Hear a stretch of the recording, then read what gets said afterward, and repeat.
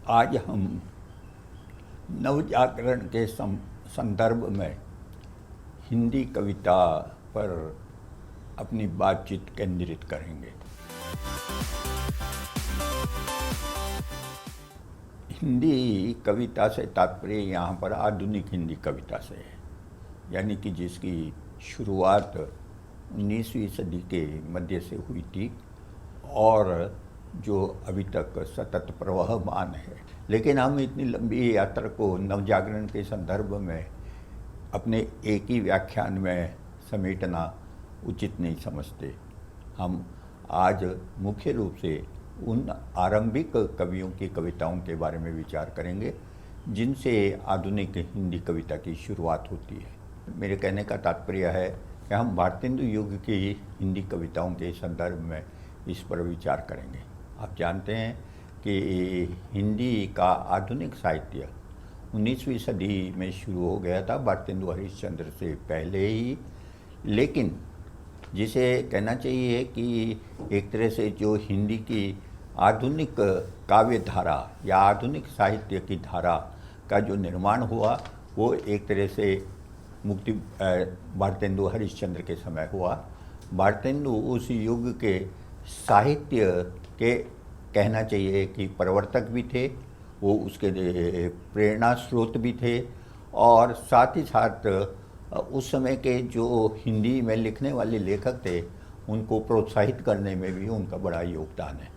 उन्होंने स्वयं कई पत्रिकाओं का प्रकाशन किया और लगभग साहित्य की जो उस समय विधाएं थी उन सब में लेखन किया।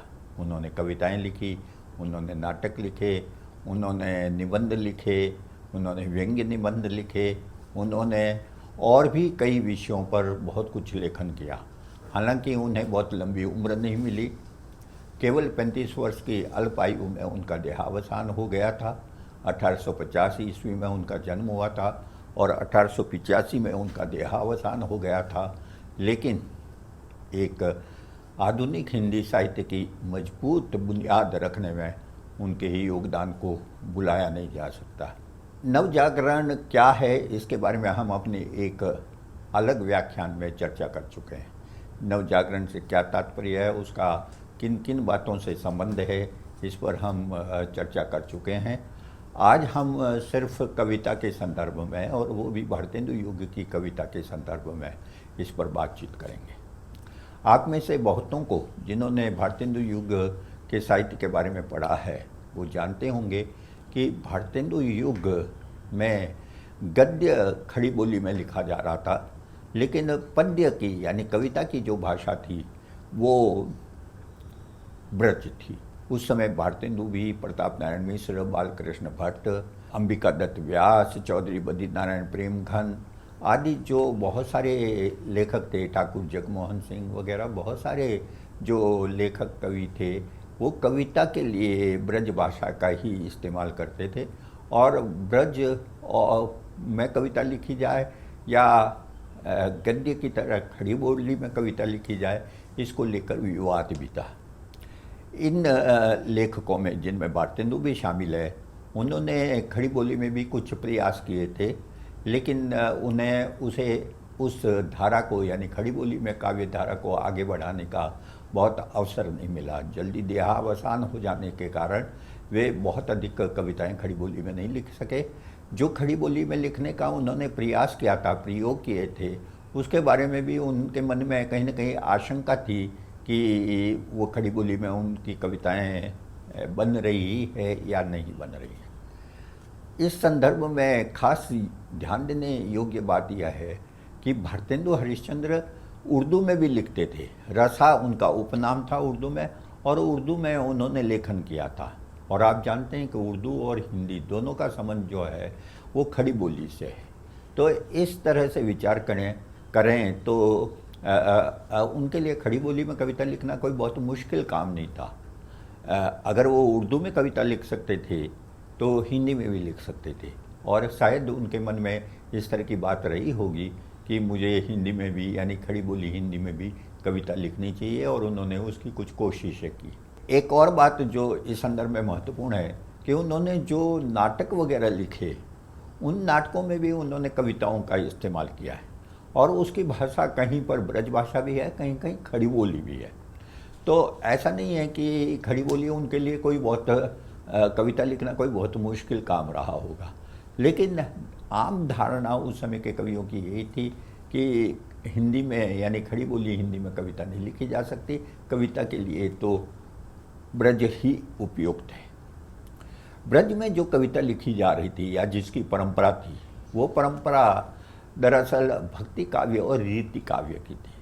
और आप देखेंगे कि उस दौर के जो कवि थे, चाहे वो भारतेंदु से जुड़े हुए कवि हों या भारतेंदु मंडल से अलग जिन्होंने कविताएं लिखी हो, वे ज़्यादातर नए विषयों पर कविता कम लिखते थे। उनका ज़्यादा लेखन कविता में भक्ति काव्य और रीति काव्य की तरह का है, यानी कि उन्होंने श्रृंगार परक रचनाएं की या भक्ति परक रचनाएं की। यह और बात है कि भारतेंदु जैसे प्रतिभावान लेखक के यहाँ वो पृष्ठ पेषण नहीं था, यानी कि जो पहले भक्ति काव्य लिखा गया या पहले जो श्रृंगारिक काव्य लिखा गया उसी को उन्होंने आगे बढ़ाया हो या उसी को उन्होंने दोहराया हो। नहीं, उन्होंने कुछ नए प्रयोग भी किए, कुछ नए ढंग से अपनी बात कहने की कोशिश की, लेकिन फिर भी वो भक्ति काव्य और रीति काव्य जो है वो परंपरागत ही था। वो जाहिर है कि वो नए युग की उसमें तस्वीर हम नहीं देख सकते थे। वो नई युग की तस्वीर जो गद्य में नज़र आ रही थी, जो उनके नाटकों में नज़र आ रही थी, जो उनके निबंधों में नज़र आ रही थी, वो हमें उस दौर की कविता में बहुत कम देखने को मिली, लेकिन उसका प्रयास हुआ। इस बात को ध्यान में रखते हुए हमें देखना होगा कि किस तरह की कविता उस दौर में लिखी जा रही थी। जैसा मैंने बताया, ब्रज में कविता लिखी जा रही थी, खड़ी बोली में कम लिखी गई। ब्रज में जो कविता लिखी गई उसका बड़ा हिस्सा जो है वो भक्ति और रीति परक काव्य का है, यानी श्रृंगारिक काव्य है या भक्ति परक काव्य है। और वो इसलिए है क्योंकि रीति युग थोड़े समय पहले ही अवसान की ओर गया था और उसका गहरा प्रभाव था। उसी तरह के छंदों में कविता लिखी जा रही थी, कवित में, सवैये में, दोहे में, उसी तरह के छंद प्रयोग किए जा रहे थे, वही विषय थे और वही अंदाज़े बयां था, यानी संरचना शिल्प भी वही था। लेकिन कहीं कहीं जैसा मैंने बताया, भारतेंदु जैसे प्रतिभाशाली रचनाकार जो थे वो उसमें भी कुछ नया प्रयोग कर रहे थे, कुछ नए ढंग से अपनी बात कहने की कोशिश कर रहे थे। इसके बाद जो दूसरी तरह की कविताएं, आधुनिक युग की कविताएं, या कहना चाहिए कि जिसमें आधुनिक युग की समस्याओं की या सवालों की अभिव्यक्ति थी, वैसी कविताएं भी लिखी गई। ऐसा नहीं है कि बिल्कुल नहीं लिखी गई, वो भी ब्रज भाषा में लिखी गई, खड़ी बोली में कम लिखी गई, लेकिन ब्रज भाषा में लिखी गई। और वो जो ब्रज भाषा में लिखा गया और जिनके विषय नए थे, वो कई तरह के विषय थे। उसमें देशभक्ति पर बहुत कविताएं लिखी गई उस दौर में। भारतेंदु हरिश्चंद्र, प्रताप नारायण मिश्र और चौधरी बद्री नारायण प्रेमघन, बालकृष्ण भट्ट, इन सबों की कविताओं में आप देखेंगे या इन सब के साहित्य में हमें देशभक्ति का भाव मिलता है। देशभक्ति और राजभक्ति बहुत कहना चाहिए कि राजभक्ति का भी प्रभाव है। ऐसा नहीं है कि हमेशा देशभक्ति दिखाई देती है, राजभक्ति भी दिखाई देती है, क्योंकि उस समय तक हमारा स्वतंत्रता आंदोलन जो है वो इतना मजबूत नहीं हुआ था कि पूरी तरह से राजभक्ति को नकार कर वो केवल देशभक्ति की बात करें। लेकिन उस दौर में देशभक्ति पर बहुत कविताएं लिखी गई। दूसरी चीज़ जो है वो देश की आंतरिक स्थिति, यानी कि देश की आर्थिक अवस्था, देश की सामाजिक अवस्था, उसको लेकर भी बहुत कविताएं लिखी गई। एक सामान्य जो चीज़ दिखाई देती है वो है भारत की दुर्दशा का चित्रण करना, और उस दुर्दशा का चित्रण करना जो है वो देशभक्ति का ही एक रूप है। यानी कि इन कवियों का ध्यान इस बात की ओर गया था कि अंग्रेज़ों के राज में भारत जो है, हिंदुस्तान, उसकी दशा अच्छी नहीं है। वो आर्थिक रूप से बहुत कमज़ोर हो गया है, उसकी लोगों के पास में रोज़गार नहीं है, लोग गरीब है, किसान भी दुखी है। इस तरह से ये सब पक्ष जो हैं उनके सामने थे और उन पर उन्होंने कविताएं लिखी। भारतेंदु ने भी लिखी, प्रताप नारायण मिश्र ने भी लिखी, और ख़ास बात यह है कि जिस आधुनिक किस्म की व्यवस्था की शुरुआत अंग्रेज़ों ने की थी, उस आधुनिक किस्म की व्यवस्था की भी आलोचना ये कवि लोग करते थे। उनकी पहेलियों में, उनकी कविताओं में हमें पुलिस की आलोचना मिलेगी, नौकरशाही की आलोचना मिलेगी, अंग्रेजी शिक्षा की आलोचना मिलेगी। तो ये भी एक तरह का देशभक्ति का रूप था। मैं आपको कुछ उदाहरण से इस बात को बताता हूँ। जैसे कि पहेलियाँ, भारतेंदु हरिश्चंद्र ने बहुत सारी पहेलियाँ लिखी थी और उन पहेलियों के माध्यम से उन्होंने अपना दृष्टिकोण, उस समय की व्यवस्था जो है उस व्यवस्था के बारे में उजागर होता है। जैसे एक उन्होंने अंग्रेजी के बारे में एक पहेली है, आपके सामने पढ़ता हूँ। सब गुरुजन को बुरो बतावे, अपनी खिचड़ी आप पकावे, भीतर भीतर तत्व न झूठी तेजी, क्यों सखी सज्जन नहीं अंग्रेजी। आप देखेंगे कि ये पहेली के रूप में है कि ये क्या है, कौन है, किसके बारे में ये बात की जा रही है। तो विशेषता क्या है कि सभी गुरुजनों को बुरा बताती है और अपनी खिचड़ी अलग से पकाती है। अपनी खिचड़ी मतलब अपना राग अलापना, अपना अलग राग अलापना, और जिसके अंदर कोई तत्व की बात नहीं है और न जिसके अंदर जो तेज़ी दिखाई देती है वो भी झूठी है। तो ये जो विशेषताएं हैं ये अंग्रेजी शिक्षा की उस समय शुरुआत हुई थी। और अंग्रेजी के प्रति जो भारतीय ढंग से सोचने वाले थे या समझते थे कि अंग्रेजी का समर्थन करना मतलब है कि अंग्रेजी राज का समर्थन करना, तो इसलिए अंग्रेजी की भी आलोचना की जाती थी। इसी तरह से एक और देखिए आप, भारतेंदु की ही पहेली, तीन बुलाए तेरह आवें, निज निज विपदा राहे सुनावें, आंखें फूटे भरा न पेट, क्यों सखी सज्जन नहीं ग्रेजुएट। आप देखेंगे कि इसके अंदर उन्होंने कहा कि कहीं इंटरव्यू होता है तो 3 जनों को बुलाया जाता है और 13 पहुंचते हैं। और दूसरी चीज़ यह है कि वो अपना दुख बेचारे व्यक्त करते रहते हैं, लेकिन उनके जो है उनको उनके लिए कुछ भी नहीं है, न तो उनका पेट भर पाता है यानी नौकरी मिल पाती है और वो दुखी रहते हैं। तो ऐसे कौन है? ये पढ़े लिखे ग्रेजुएट है। क्यों सखी सज्जन नहीं ग्रेजुएट, यानी कि उस समय भी भारतेंदु के समय का मतलब है कि आज से करीबन 150 साल पहले भी पढ़े लिखों की दशा ये थी कि उनको नौकरी नहीं मिलती थी, वो बेरोजगार घूमते रहते थे। और अगर कहीं नौकरी का विज्ञापन निकलता था या नौकरी निकलती थी तो 3 जगह है तो 13 लोग पहुंचते थे। ये 3-13 तो एक मुहावरा है, कहने का मतलब है कि जितनी नौकरी होती थी उससे ज़्यादा उसके उम्मीदवार होते थे। तो इस तरह से हम देखते हैं कि उस समय की व्यवस्था की आलोचना करना, उस समय की व्यवस्था के कमज़ोरों को उजागर करना और जनता को शिक्षित करना, ये भी एक देशभक्ति का रूप था। और ये हमें न केवल भारतेंदु के यहाँ नहीं बल्कि दूसरे जो लेखक हैं, चाहे वो प्रताप नारायण मिश्र हों या चौधरी बद्रीनारायण प्रेमघन हों या दूसरे कवि हों, उन सब की कविताओं में हमें ये स्वदेशी का, देशभक्ति का और देश सेवा का जो भाव है वो हमें दिखाई देगा। तीसरी चीज़ है इस संदर्भ में, जैसा मैंने बताया कि इनकी देशभक्ति में उस समय की देश की दुर्दशा की भी बात है और राज्य की आलोचना की भी बात है। लेकिन एक और विशेषता उस समय की कविता की हमें दिखाई देती है, वो है सामाजिक प्रश्नों पर कविता लिखना। सामाजिक प्रश्नों का मतलब है कि बहुत सारे ऐसे विषय जो समाज सुधार के लिए ज़रूरी है, जैसे स्त्री शिक्षा के बारे में, बाल विवाह के बारे में, विधवा विवाह के बारे में, इस तरह के प्रश्नों पर भी उस समय बहुत सारे लोगों ने लिखा था। और उसमें दोनों तरह के दृष्टिकोण मिलते हैं। कुछ मसलों पर हम देखते हैं कि उनका दृष्टिकोण जो है प्रगतिशील है, समाज सुधार के समर्थन करते हैं, वो बाल विवाह का विरोध करते हैं, स्त्री शिक्षा का समर्थन करते हैं, विधवा के जीवन की जो कठिनाइयाँ उनका चित्रण करते हैं। लेकिन कुछ मामलों में वो पुनरुत्थानवादी भी है, यानी कि एक तरह से कहना चाहिए कि वो उनके अंदर एक रिवाइवलिज्म भी हमें दिखाई देता है। और वो कई मामलों में है, जैसे भाषा को लेकर उनके अंदर उर्दू के प्रति बहुत विरोध है।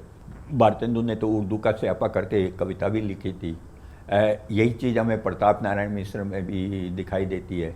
इन लोगों की धारणा यह है, जबकि ये सच्चाई नहीं है, लेकिन इन लोगों की ये धारणा है कि उर्दू एक विदेशी भाषा है। खुद प्रताप नारायण मिश्र ने अपनी एक कविता में इस चीज़ को लिखा था और उसे हिंदी की तुलना में उर्दू का विरोध करते हुए उन्होंने इस बात को कहा है। जैसे उनकी एक देखिए कविता, छोड़ नागरी सुगुन आगरी उर्दू के रंग राते, देसी वस्तु बिहाय विदेशिन सो सर्वस्व ठगाते।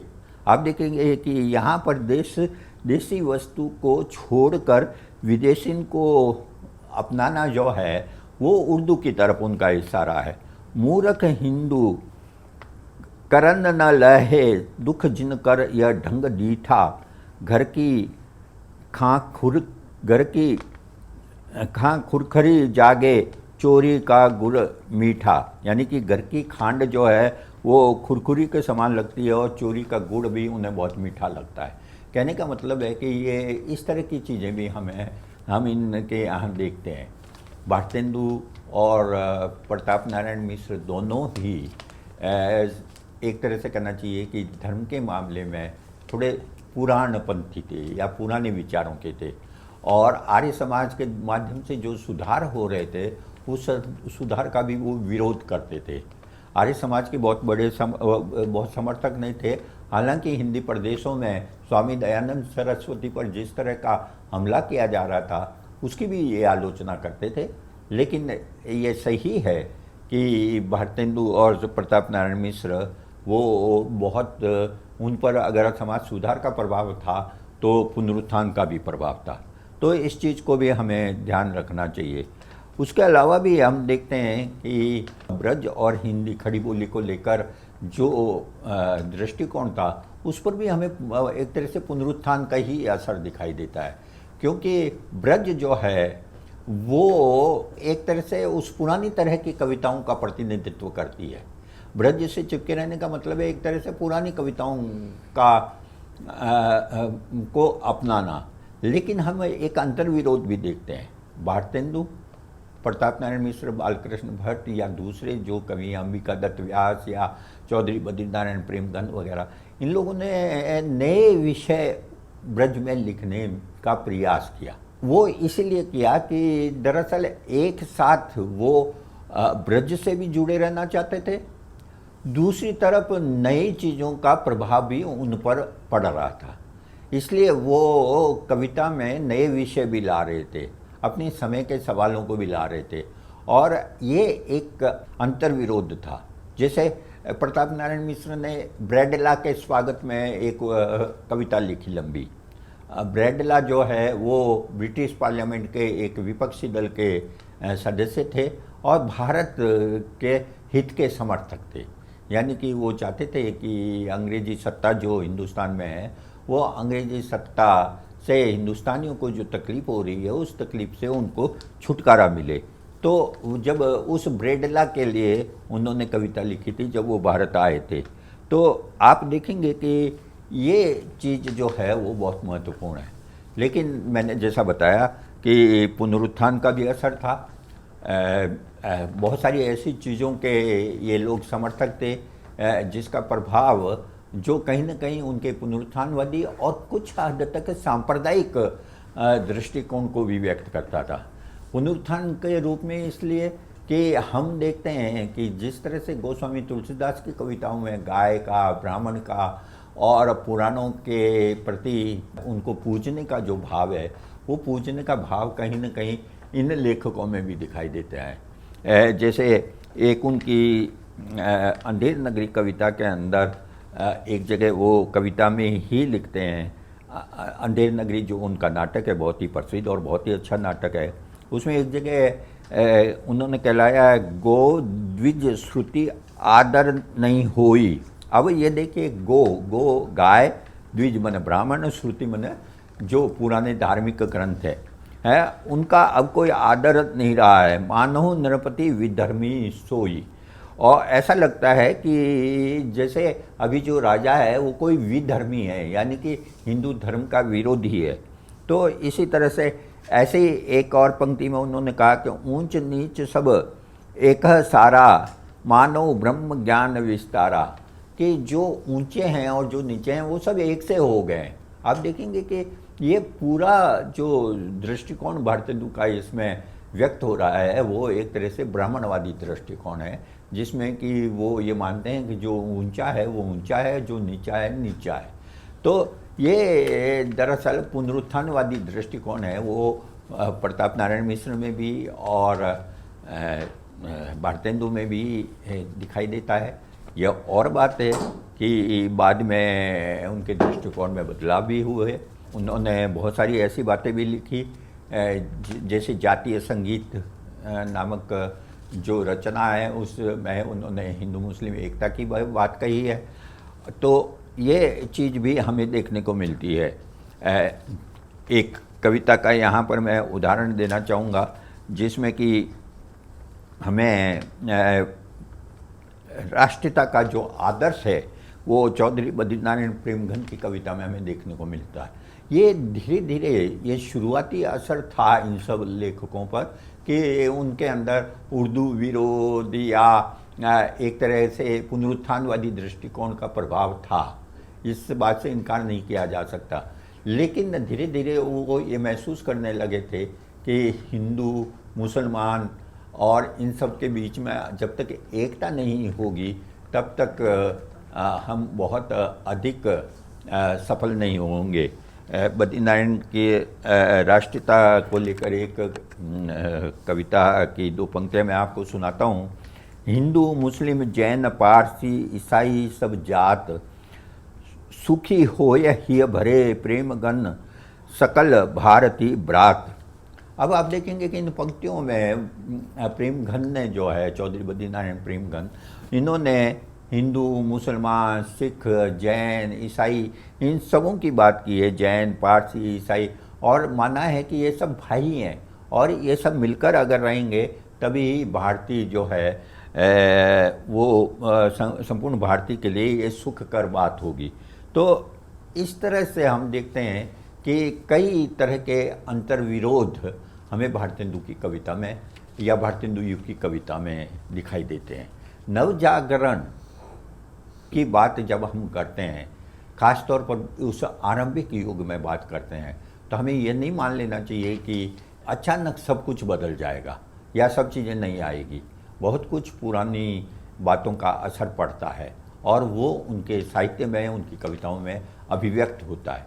सबसे बड़ा जो कारण है वो कारण यह है कि 18वीं 19वीं शताब्दी में जैसे जैसे अंग्रेजी शासन मजबूत होता गया, वह अंग्रेजी शासन केवल राजसत्ता के रूप में ही मजबूत नहीं हुआ था, उन्होंने और कई ढंग से हिंदुस्तान को प्रभावित करने की कोशिश की, जिसमें सबसे ज़्यादा प्रभाव जो था या सबसे ज़्यादा चीज़ जो कहना चाहिए जिसने कि बहुत ही नकारात्मक असर हिंदुस्तानियों पर डाला, वो था इतिहास को प्रस्तुत करना।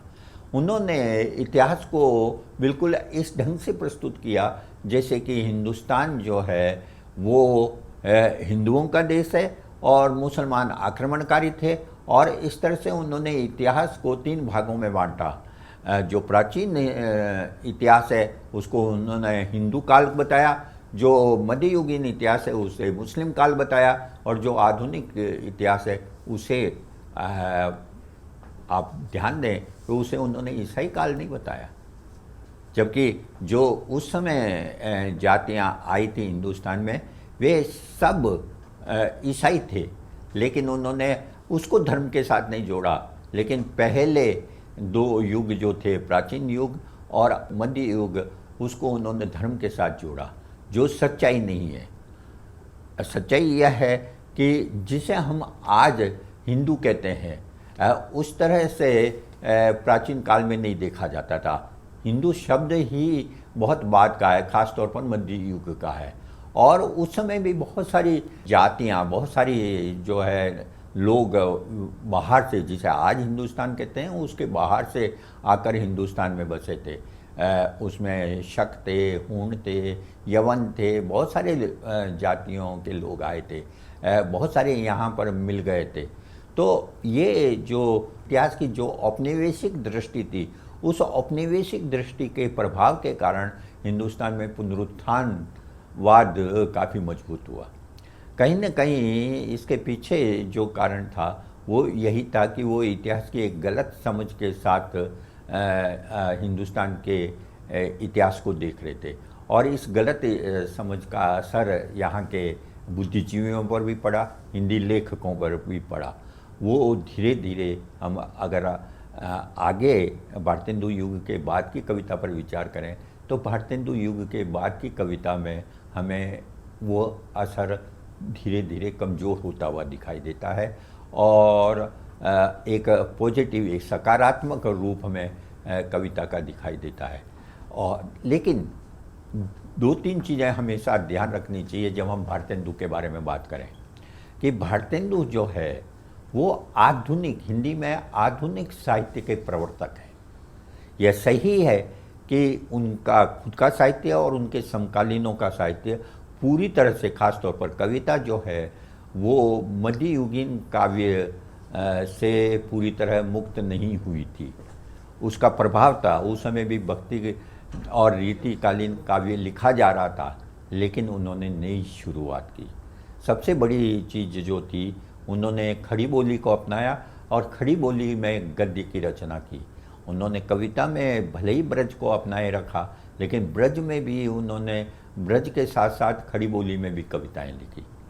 दूसरी चीज़ जो है महत्वपूर्ण, कि जो छंद थे कविता के, वो छंद उन्होंने पुराने अपनाए, लेकिन नए छंदों में भी प्रयोग कर रहे थे, नई तरह की कविताएं भी लिख रहे थे। सारी पुराने ढंग की कविताएं उन्होंने नहीं ली, पुराने छंद नहीं अपनाए, कुछ नए छंद भी अपनाए। उर्दू के छंदों का प्रयोग हिंदी कविता में किया, गज़लें लिखी, या उर्दू के और भी जो छंद हैं उनका प्रयोग किया। पहेलियाँ लिखी, पहेलियाँ मध्य युग में बहुत कम देखने को मिलती है, इन लेखकों ने पहेलियाँ भी इस्तेमाल की। और ख़ास बात यह है कि नाटकों के अंदर भी उन्होंने गद्य और पद्य दोनों का प्रयोग किया। तो इस तरह से कई चीज़ें जो है उन्होंने कविता में नई शुरुआत की। यह भी एक तरह का नवजागरण ही है। यह जरूर है कि रीतिकाल में भी हम देखते हैं कि खंड काव्य लगभग नहीं लिखे गए। भारतेंदु में भी बहुत कम खंड काव्य लिखे गए या महाकाव्य लिखे गए, लगभग नहीं लिखे गए। मुक्त कविताएं लिखी उन्होंने, और मुक्त कविताओं पर ही बल रहा। लेकिन जब हम इस युग से आगे जाते हैं, जब गद्य और पद्य की अलग अलग भाषा वाला विवाद पूरी तरह हल हो जाता है और सिर्फ खड़ी बोली में ही गद्य और पद्य दोनों लिखे जाने लगते हैं, जिसे हम द्विवेदी युग, महावीर प्रसाद द्विवेदी के नाम से जिस युग को पहचाना जाता है, और जिसकी शुरुआत हम मान सकते हैं कि 20वीं शताब्दी के पहले दशक से हो जाती है। उस द्विवेदी युग में खड़ी बोली में न केवल काव्य रचना हुई, गीत लिखे गए, मुक्तक लिखे गए, खंड काव्य लिखे गए और महाकाव्य भी लिखे गए। हम इस युग की कविता यानी द्विवेदी युग की कविता और उसके बाद की कविताओं के संदर्भ में नवजागरण की चर्चा अपने अगले किसी व्याख्यान में करेंगे। धन्यवाद।